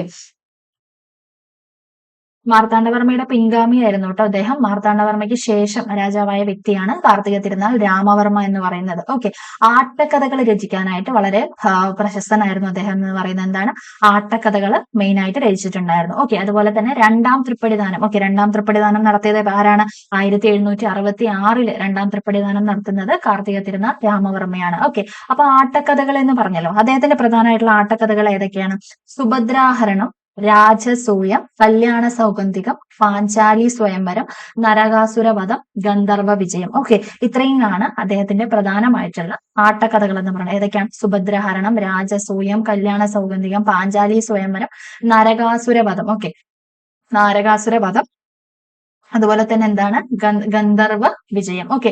ഇത്രയും കാര്യമാണ് അദ്ദേഹത്തിന്റെ പ്രധാനമായിട്ടുള്ള ആട്ടക്കഥകൾ എന്ന് പറയുന്നത്. അദ്ദേഹത്തിന്റെ സദസ്സിൽ ജീവിച്ചിട്ടുണ്ടായിരുന്ന പ്രധാനപ്പെട്ട കവിയായിരുന്നു ഉണ്ണായി വാര്യർ എന്ന് പറയുന്നത്. ആരാണ്? ഉണ്ണായി വാര്യർ എന്ന് പറയുന്നത്. ഉണ്ണായി വാര്യരാണ് അദ്ദേഹത്തിന്റെ ഇതിലെ പ്രധാനമായിട്ടുള്ള കവി എന്ന് പറയുന്നത്. സുചീന്ദ്രം ഉടമ്പടി ഒപ്പുവെക്കുന്നത് എന്നാണ്? 1762 എന്താണ് സുചീന്ദ്രം ഉടമ്പടി? അതായത് കൊച്ചിയും തിരുവിതാംകൂറുമായിട്ട് നടന്ന സുചീന്ദ്രം ഉടമ്പടി. ഓക്കെ, അതാണ് കൊച്ചിയും തിരുവിതാംകൂറുമായിട്ട് നടന്നതാണ് സുചീന്ദ്രം ഉടമ്പടി എന്ന് പറയുന്നത്.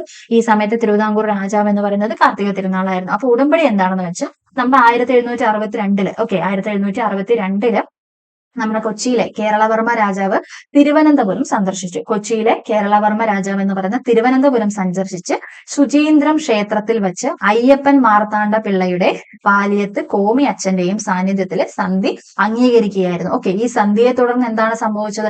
അയ്യപ്പൻ മാർത്താണ്ഡ പിള്ളയുടെയും ദിനലോയിയുടെ നേതൃത്വത്തിൽ തിരുവിതാംകൂർ സൈന്യം സാമൂതിരിക്കെതിരായിട്ട് യുദ്ധം ചെയ്തു. ഓക്കെ, സാമൂതിരിക്കെതിരായിട്ട് യുദ്ധം ചെയ്യാനുള്ള ഒരു ഉടമ്പടിയായിരുന്നു ഇതെന്ന് പറയണം. അപ്പൊ ഇതിന്റെ ഒന്നുകൂടെ പറയാം ഞാൻ. 1762 കൊച്ചിയിലെ കേരളവർമ്മ രാജാവ് തിരുവനന്തപുരം സന്ദർശിക്കുകയും സുചീന്ദ്രം ക്ഷേത്രത്തിൽ വെച്ച് അയ്യപ്പൻ മാർത്താണ്ഡ പിള്ളയുടെയും പാലിയത്ത് കോമി അച്ഛന്റെയും സാന്നിധ്യത്തിൽ ഒരു സന്ധി അംഗീകരിക്കുകയാണ്. എന്താണ് ഈ സന്ധി എന്ന് പറയുന്നത്? അതായത് ഇവരുടെ അയ്യപ്പൻ മാർത്താണ്ഡ പിള്ളയുടെയും ദിനലോയുടെയും നേതൃത്വത്തിൽ തിരുവിതാംകൂറിന്റെ സൈന്യം സാമൂതിരിക്കെതിരായിട്ട് യുദ്ധം ചെയ്യണം. ഓക്കെ, ഇതായിരുന്നു ശുചീന്ദ്രം ഉടമ്പടി എന്ന് പറയുന്നത്. ഓക്കെ, ഈ നമ്മുടെ ഹൈദരലിയും ടിപ്പുവും മലബാർ ആക്രമണ കാലത്ത് അല്ലെ, ടിപ്പുവിന്റെയും അതുപോലെ തന്നെ ഹൈദരലിയും മലബാർ ആക്രമിക്കുന്ന സമയത്ത് നമ്മുടെ ഇവിടത്തെ രാജാവ് എന്ന് പറയുന്നത് ആരായിരുന്നു? കാർത്തിക തിരുനാളായിരുന്നു. നെടുങ്കോട്ട പണി കഴിപ്പിച്ച ഭരണാധികാരിയാണ് കാർത്തിക തിരുനാൾ എന്ന് പറഞ്ഞാൽ. 1789 ടിപ്പു അതിനെ ആക്രമിച്ചു കേട്ടോ. അപ്പോൾ നെടുങ്കോട്ട പണി കഴിപ്പിച്ചത് ആരാണ്? കാർത്തിക തിരുനാളാണ്. 1789 അതിനെ എന്താണ് കോട്ട ആക്രമിച്ചു. 1000 കാല് മണ്ഡപം ഓക്കെ, 1000 കാല് മണ്ഡപം പണി കഴിപ്പിക്കുന്നത് എവിടെയാണ്? 1000 കാല് മണ്ഡപം പണി കഴിപ്പിക്കുന്നത് കാർത്തിക തിരുനാളാണ്. ഓക്കെ, അതുപോലെ തന്നെ അദ്ദേഹത്തിന്റെ സദസ്സിലെ പ്രധാനമായിട്ടുള്ള മന്ത്രിമാരെന്ന് പറയുന്നത് ആരൊക്കെയാണ്?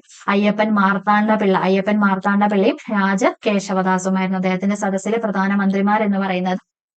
നമ്മുടെ അയ്യപ്പൻ മാർത്താണ്ഡ പിള്ളയും അതുപോലെ തന്നെ രാജാവ് കേശവദാസുമാണ്. ഓക്കെ, മാർത്താണ്ഡ പിള്ള എന്ന് പറയുന്നത് ആരാണ്? അദ്ദേഹം 1762 ശുചീന്ദ്രം ഉടമ്പടിയിൽ എന്താണ് 1762 ശുചീന്ദ്രം ഉടമ്പടിയിൽ ഒപ്പുവെച്ചത് അദ്ദേഹമായിരുന്നു. അദ്ദേഹം ആരാണ്?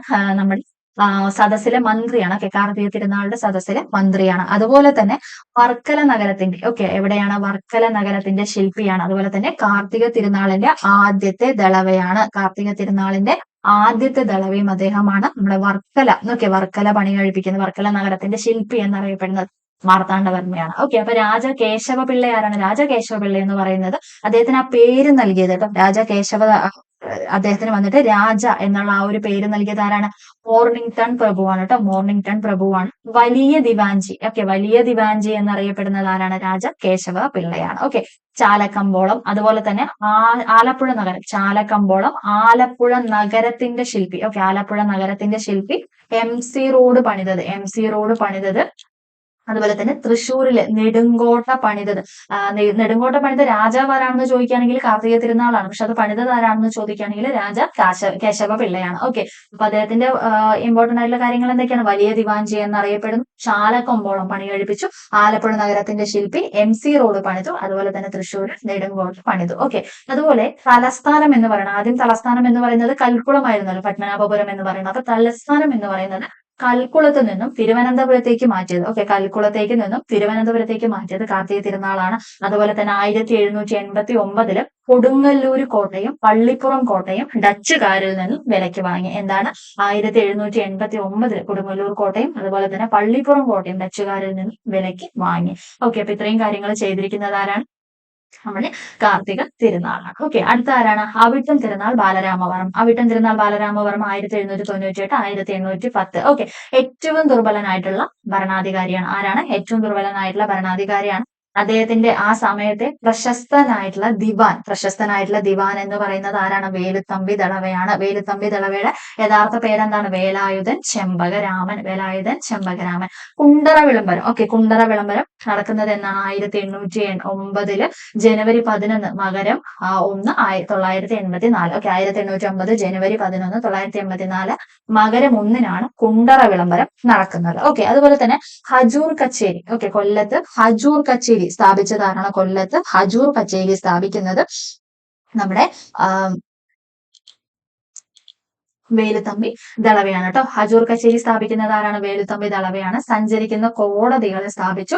ആത്മഹത്യ ചെയ്തത് മണ്ണടി ക്ഷേത്രത്തിലാണ്. 1880 ആത്മഹത്യ ചെയ്തു. അതുപോലെ തന്നെ വിഴിഞ്ഞം തുറമുഖം, ബാലരാമപുരം പട്ടണം പണി കഴിപ്പിച്ചു. ഇൻസുവാഫ് കച്ചേരി. എന്താണ്? ഓക്കെ, ഇൻസുവാഫ് കച്ചേരി നിലവിൽ വരുന്നത് എപ്പോഴാണ്? ഇൻസുവാഫ് കച്ചേരി നിലവിൽ വരുന്നത്? ഓക്കെ, ഇൻസുവാഫ് കച്ചേരിയുടെ കാര്യം പറഞ്ഞപ്പോഴാണ് ഇത് നിലവിൽ വരുത്തുന്നത് നമ്മുടെ ഉമ്മിണിത്തമ്പിയാണ് കേട്ടോ. ഉമ്മിണിത്തമ്പി എന്ന് പറയുന്ന ആരാണ്?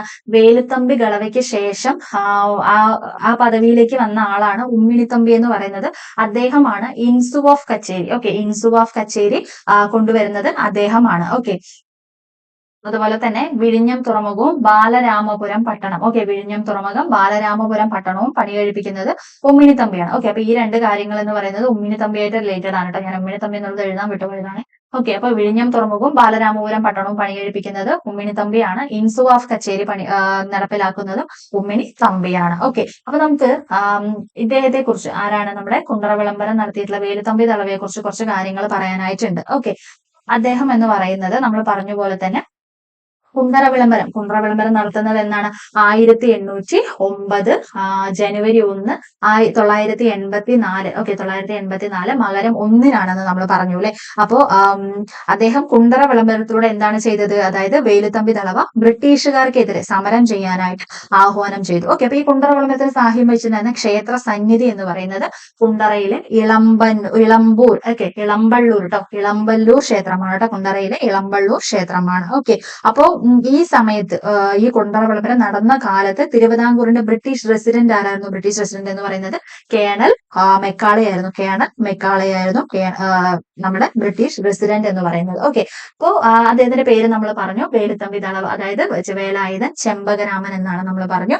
അദ്ദേഹത്തിന്റെ ജന്മദേശം എവിടെയാണ്? അദ്ദേഹത്തിന്റെ ജന്മദേശം എന്ന് പറയുന്നത് കൽക്കുളമാണ്. കൽക്കുളം എന്ന് പറയുന്നത് ഇന്നത്തെ കന്യാകുമാരി ജില്ല. ഓക്കെ, അദ്ദേഹത്തിന്റെ സ്വദേശം എവിടെയാണ്? കൽക്കുളമാണ്, ഇന്നത്തെ കന്യാകുമാരി ജില്ലയിലാണ്. ഓക്കെ, അപ്പൊ നമ്മള് ഈ പറഞ്ഞതുപോലെ തന്നെ ഈ സഞ്ചരിക്കുന്ന കോടതികൾ അദ്ദേഹം സ്ഥാപിച്ചു. അതുപോലെ തന്നെ ഹജൂർ കച്ചേരി, ഓക്കെ, അദ്ദേഹം സ്ഥാപിച്ചു. പിന്നീട് അദ്ദേഹത്തിന്റെ എടുത്തു പറയേണ്ട വേറൊരു കാര്യം എന്താ അറിയോ? നമ്മുടെ വേമ്പനാട്ട് കായലിലുള്ള പാതിരാമണൽ ദ്വീപില്ലേ, ആ ദ്വീപിനെ വന്നിട്ട് കൃഷിയോഗ്യമാക്കിയത് വേലുത്തമ്പി ദളവയാണെന്നാണ് പറയപ്പെടുന്നത് കേട്ടോ. എന്താണ്? നമ്മുടെ വേലുത്തമ്പി ദളവയാണ് പാതിരാമണൽ ദ്വീപിനെ നമ്മുടെ ഇതാക്കിയത്, അതായത് കൃഷിയോഗ്യമാക്കിയത് അദ്ദേഹമാണെന്ന് പറയുന്നുണ്ട്.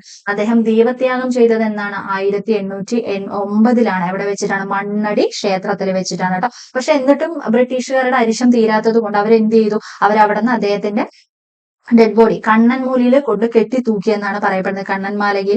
കണ്ണൻമൂലയിൽ കൊണ്ട് അദ്ദേഹം കെട്ടി തൂക്കിയെന്നാണ് പറയുന്നത്. ഓക്കെ, അപ്പൊ അദ്ദേഹത്തിന്റെ സ്മാരകം സ്ഥിതി ചെയ്യുന്നത് എവിടെയാണ്?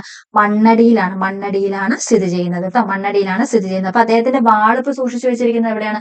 നേപ്പിയർ മ്യൂസിയത്തിലാണ്. നേപ്പിയർ മ്യൂസിയം തിരുവനന്തപുരത്താണ് അദ്ദേഹത്തിന്റെ വാള് സൂക്ഷിച്ചു വെച്ചിരിക്കുന്നത്. ഓക്കെ, അപ്പൊ ഇതിൽ കൂടുതലായിട്ട് നമ്മൾ ദളവയെ കുറിച്ചൊക്കെയാണ് പറഞ്ഞത്. അവിട്ടം തിരുനാളിനെ കുറിച്ച് ഒരുപാട് പറയാനില്ല കേട്ടോ, കാരണം അദ്ദേഹം വളരെ കുറച്ച് ഭരിച്ചിട്ടുള്ളൂ. അതുകൊണ്ട് തന്നെ ദുർബലനായിട്ടുള്ള ഒരു രാജാവായിരുന്നു. അതുകൊണ്ട് അദ്ദേഹത്തിനെ കുറിച്ച് പ്രത്യേകിച്ചൊന്നും എവിടെയും എടുത്ത് പറയുന്നില്ല. ഓക്കെ, അപ്പൊ അടുത്ത് നമുക്ക് നോക്കിയാലോ. ആയില്യം തിരുനാള് റാണി ഗൗരി ലക്ഷ്മിബായി. ഓക്കെ, റാണി ഗൗരി ലക്ഷ്മിബായി ആണ് പറയുന്നത്.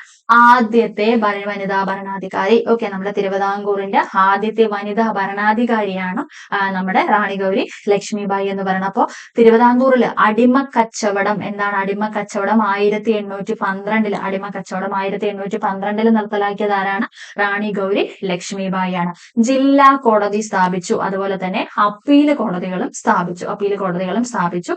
ഏറ്റവും കുറവ് കാലം എപ്പോഴാണ്? ഏറ്റവും കുറവ് കാലമാണ് ഭരിച്ചത്. എപ്പോഴാണ് മുതലാണ് ഭരിച്ചത്? 1810. ഓക്കെ, 1810 ടു 1815, വെറും 5 വർഷം മാത്രമാണ് ലക്ഷ്മിബായി ഭരിച്ചിട്ടുള്ളത്. അപ്പൊ ഏറ്റവും കുറച്ചു കാലം ഭരിച്ചത് ഇവരാണ്. ഓക്കെ, ഗൗരി ലക്ഷ്മിബായി ആണ്. അപ്പൊ കൂടുതൽ കാലം ഭരിച്ചത് ആരാണ് ഭരിച്ചിട്ടുണ്ടായിരുന്നത്? കാർത്തിക തിരുനാളാണ് ഭരിച്ചിട്ടുണ്ടായിരുന്നത് കേട്ടോ. അപ്പൊ ഇമ്പോർട്ടന്റ് ആയിട്ട് ഒരുപാട് ചോദിച്ചു വരുന്ന ഒരു കാര്യമാണ് വാക്സിനേഷൻ അലോപ്പതി. വാക്സിനേഷൻ അലോപ്പതി നടപ്പിലാക്കിയത് ആരാണ്? റാണി ഗൗരി ലക്ഷ്മിബായി ആണ്. ജന്മിമാർക്ക് പട്ടയം നൽകുന്ന രീതി നടപ്പിലാക്കി. എന്ത് നടപ്പിലാക്കി? ജന്മിമാർക്ക് പട്ടയം നൽകുന്ന രീതി നടപ്പിലാക്കി. ദേവസ്വഭരണം സർക്കാർ ഏറ്റെടുത്തത് ലക്ഷ്മിബായിയുടെ കാലത്താണ്. എന്താണ് ദേവസ്വഭരണം എന്ന് പറയുന്നത്? സർക്കാർ ഏറ്റെടുത്തിട്ടുണ്ടായിരുന്നത് ലക്ഷ്മിബായിയുടെ കാലത്താണ്. ഓക്കെ, അതുപോലെ തന്നെ പറയേണ്ട വേറൊരു കാര്യം എന്ന് പറയുന്നത് എന്താണ്? കേണൽ മൺറോ എന്ന് പറയുന്ന ഇമ്പോർട്ടന്റ് ആയിട്ടുള്ള ഒരു വ്യക്തിയാണ്. കേണൽ മൺറോയെ കുറിച്ച് എന്താണ് നമുക്ക് പറയാനായിട്ടുള്ളത്? അദ്ദേഹം ഉമ്മിണി തമ്പിക്ക് ശേഷം തിരുവിതാംകൂറിന്റെ ദിവാനായ വ്യക്തിയാണ്. തിരുവിതാംകൂറിന്റെ ആദ്യത്തെ യൂറോപ്യൻ ദിവാനാണ്.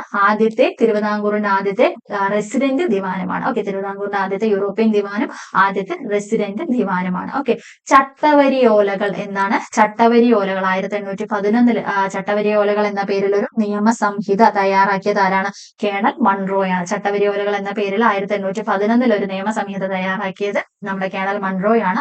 കൊച്ചിയിലും തിരുവിതാംകൂറിലും ഒരേപോലെ ദിവാനായിരുന്ന വ്യക്തിയാണ്. ഓക്കെ, കൊച്ചിയിലും തിരുവിതാംകൂറിലും ഒരേപോലെ ദിവാനായിരുന്ന ബ്രിട്ടീഷുകാരൻ. ഓക്കെ, എന്താണ്? കൊച്ചിയിലും തിരുവിതാംകൂറിലും ദിവാനായിരുന്ന വ്യക്തിയാണ്. അടിമ കച്ചവടം നിരോധിച്ചു. ഓക്കെ, അടിമ കച്ചവടം നിരോധിച്ചു. അതുപോലെ തന്നെ ക്രിസ്ത്യൻ സ്ത്രീകൾക്ക്. ഓക്കെ, അപ്പൊ ലക്ഷ്മിബായിയുടെ ഒരു പ്രധാനത എന്ന് പറയുന്നത് എന്താണ്? ലക്ഷ്മിബായിയുടെ അല്ല, മൺറോയുടെ എന്ന് പറയുന്നത് ക്രിസ്ത്യൻ സ്ത്രീകൾക്ക്. ഓക്കെ, ക്രിസ്ത്യൻ സ്ത്രീകൾക്ക് ബ്ലൗസ് ധരിക്കാൻ, എന്താണ്? ബ്ലൗസ് ധരിക്കാനുള്ള അനുവാദം നൽകിയിട്ടുണ്ടായിരുന്നു. കാര്യക്കാരൻ എന്ന പദവി മാറ്റിയിട്ട് തഹസിൽ തഹസിൽദാർ എന്നാക്കി മാറ്റിയത് ആരാണ്? കാര്യക്കാരൻ എന്നുള്ള ആ ഒരു പദവി മാറ്റിയിട്ട് തഹസിൽദാർ എന്നാക്കി മാറ്റിയത് കേണൽ മൺറോയാണ്. ഓക്കെ, അപ്പോ ഇത്രയാണ് അദ്ദേഹത്തെ കുറിച്ച് പറയാനുള്ളത്. അതുപോലെ വേറൊരു കാര്യം പറയാനായിട്ടുള്ളത് എന്താണ്? നമ്മുടെ കള്ളക്കടത്ത്, കള്ളക്കടത്ത് പോലുള്ള കാര്യങ്ങൾ തടയാനായിട്ട് ഉചിതമായ സ്ഥാനത്ത് ചൗക്കകൾ, ഉചിതമായിട്ടുള്ള സ്ഥാനത്ത് ചൗക്കകൾ വെച്ചത് നമ്മുടെ റാണി ഗൗരി ലക്ഷ്മിബായി ആണ്. അതുപോലെ തന്നെ നമ്മുടെ പത്മനാഭപുരം, നമ്മുടെ തിരുവനന്തപുരം, മാവേലിക്കര, വൈക്കം, ആലുവ തുടങ്ങിയിട്ടുള്ള സ്ഥലങ്ങളിൽ ജില്ലാ കോടതികൾ സ്ഥാപിച്ചു. എവിടെയൊക്കെയാണ്? പത്മനാഭപുരം, തിരുവനന്തപുരം, മാവേലിക്കര, വൈക്കം, ആലുവ തുടങ്ങിയവയിൽ ജില്ലാ കോടതികൾ സ്ഥാപിക്കുന്നത് റാണി ഗൗരി ലക്ഷ്മിബായി ആണ്. ഓക്കെ, അതുപോലെ തന്നെ തിരുവനന്തപുരത്തുണ്ടല്ലോ ദിവാൻ ഉൾപ്പെടെ 5 ജഡ്ജിമാരുള്ള ഒരു അപ്പീൽ കോടതി. ദിവാൻ ഉൾപ്പെടെ 5 ജഡ്ജിമാരുള്ള ഒരു അപ്പീൽ കോടതി തുടങ്ങുന്നത് റാണി ഗൗരി ലക്ഷ്മിബായാണ്. അപ്പൊ ലക്ഷ്മിബായിയുടെ വേറൊരു പ്രത്യേകത എന്ന് പറയുന്നത് 1810 മുതൽ 13 വരെ തിരുവിതാംകൂറിന്റെ ഭരണാധികാരിയായിരുന്ന റാണി ഗൗരി ലക്ഷ്മിബായി 1813 തന്റെ പുത്രൻ സ്വാതി തിരുനാളിന്റെ ജനനശേഷം 1815 മരണം വരെ റീജന്റ് ആയിട്ട് അധികാരത്തിൽ തുടർന്നു എന്നാണ് പറയുന്നത്. അപ്പൊ ഇദ്ദേഹത്തിന്റെ പുത്രനാണ് സ്വാതി തിരുനാൾ എന്ന് പറയുന്നത്. ആരാണ്? ഇദ്ദേഹത്തിന്റെ പുത്രനാണ് സ്വാതി തിരുനാൾ എന്ന് പറയുന്നത്. ഓക്കെ, അപ്പൊ സ്വാതി തിരുനാളില് ജനനശേഷം 1815 വരെ റീജന്റ് ആയിട്ട് അധികാരത്തിൽ തുടർന്നു എന്നാണ് പറയപ്പെടുന്നത്. ഓക്കെ, അപ്പോ ഇത്രയും കാര്യങ്ങളാണ് കേട്ടോ. ഇതിലിപ്പോ മെയിൻ ആയിട്ട് നമുക്ക് നോക്കാനായിട്ടുള്ളത് ഈ വാക്സിനേഷൻ അലോപ്പതി, അതുപോലെ തന്നെ ഈ കോടതികള്, പിന്നെ കേണൽ മൺറോ, ഇങ്ങനെയുള്ള കാര്യങ്ങളാണ് ഇതിൽ മെയിൻ ആയിട്ട് നോക്കാനായിട്ടുള്ളത്. ഓക്കെ, അപ്പോ അടുത്തത് ആരാണെന്നുള്ളത് നോക്കിയാലോ. അടുത്തെന്ന് പറയുന്നത് റാണി ഗൗരി പാർവതിബായി ആണ്. ആരാണ്? റാണി ഗൗരി പാർവതിബായി ആണ് ആദ്യ മുഴുവൻ സമയ റീജന്റ് ഭരണാധികാരി. അവരുടെ ഭരണം എന്ന് പറയുന്നത് എപ്പോഴായിരുന്നു? 1815 കേട്ടോ. 1815 ടു 1829. ഓക്കെ, 1815 ടു 1829 ആണ് റാണി ഗൗരി പാർവതിബായിയുടെ ഭരണം ഇതെന്ന് പറയുന്നത്.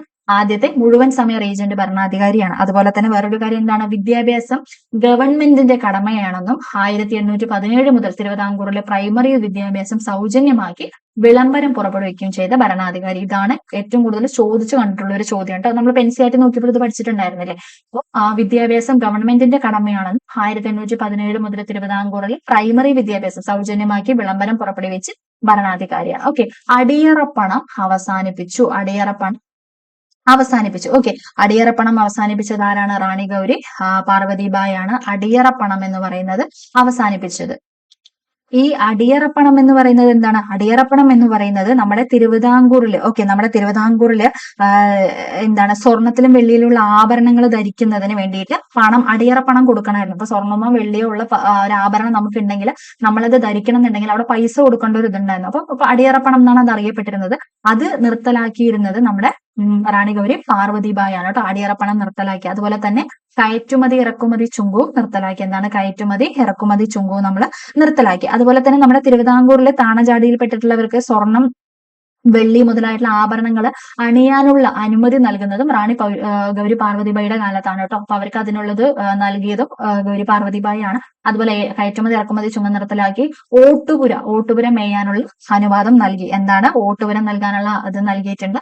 പാർവതി പുത്തനാര് പണി കഴിപ്പിച്ചത് ഗൗരി പാർവതിബായി ആണ്. പെൺപള്ളിക്കൂടങ്ങൾ ഓക്കെ, വിമൻസ് സ്കൂളുകൾ സ്ഥാപിച്ചത് എവിടേക്കാണ്? ആദ്യത്തെ വിമൻസ് സ്കൂൾ സ്ഥാപിക്കുന്നത് ഗൗരി പാർവതിബായി ആണ്.